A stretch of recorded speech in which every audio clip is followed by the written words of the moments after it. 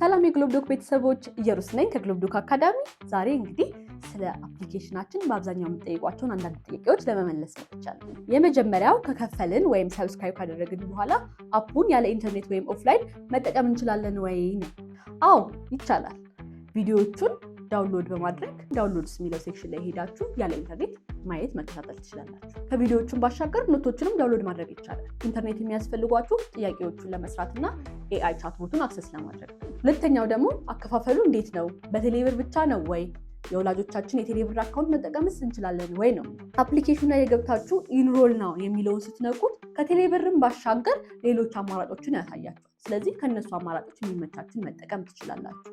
ግዴታ የእናንተም አካውንት መሆን የለበትም። የወላጆቻችሁን ወይም የሌሎች ሰዎችንም አካውንት ቁጥሮችን ቀይራችሁ ወይም ደግሞ መንገዶቹ ላይ ገብታችሁ በመቀየር መክፈል ትችላላችሁ። ግዴታ የእናንተ መሆን የለበትም። ስላከፋፈሉ ደግሞ በዲቴል ማወቅ ከፈለጋችሁ ቱቶሪያል ቪዲዮ ቲክቶክ ላይ ሰርተንላችኋል፣ ገብታችሁ ቼክ አውት አድርጉት። ዌብሳይታችን ላይም ያከፋፈል ዲሞ ቪዲዮ ታገኛላችሁ። ሶስተኛው ደግሞ የማትሪክ ያለፉት ዓመታት ጥያቄዎችን ወይም ደግሞ PYQ ፕሪቪየስ ይር ኩዌስችኖችን የት ነው የምናገኘው ነው።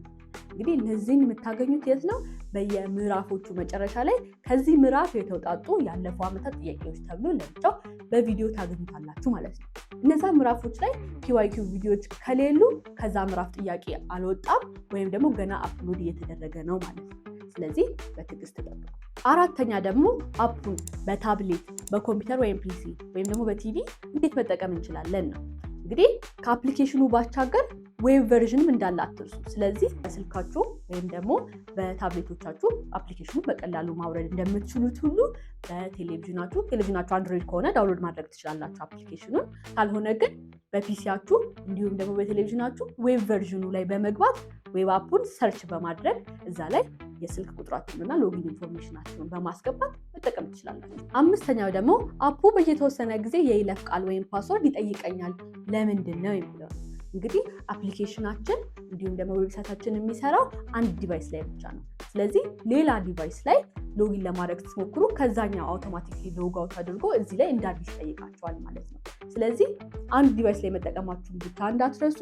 ወደ ሌላ መጠቀም ስትፈልጉ ደግሞ ከዛኛው ሎግ አውት አድርጎ ግዴታ ከዛኛው ሎግ አውት ማድረግ አይጠበቅባችሁም። ራሱ ከዚህኛው ላይ ሎግ አውት ያደርግና እዛ ላይ ይከፍትላችኋል። መልሳችሁ ስልካችሁ ላይ ልትከፍቱ ስትሉ ድጋሚ ከጠየቃችሁ አትደንግጡ። ለዛሬ የመጨረሻ ጥያቄ የሚሆነው ደግሞ እርዳታ ካስፈለገን እንዴት ላገኛችሁ? እንግዲህ አፕሊኬሽኑ ላይ ከጥግ የምታገኟት ቴሌግራም ሰፖርት የምትል ኦፕሽን አለችላችሁ። እሷ ላይ በመግባት በቀጥታ ቴሌግራም ቻትቦት ላይ መገናኘትና እርዳታውን መጠየቅ ትችላላችሁ። ከዛ ውጭ ግን የስልክ ቁጥር አለን 0998 92 52 40 0998 92 52 40 ላይ ሄዳችሁ ደውላችሁ እርዳታ መጠየቅ ትችላላችሁ። ነገር ግን ይሄ ስልክ ቁጥራችን አቬሌብል የሚሆነው ከቀኑ 8 ሰዓት እስከ ማታ 2 ሰዓት ብቻ ነው።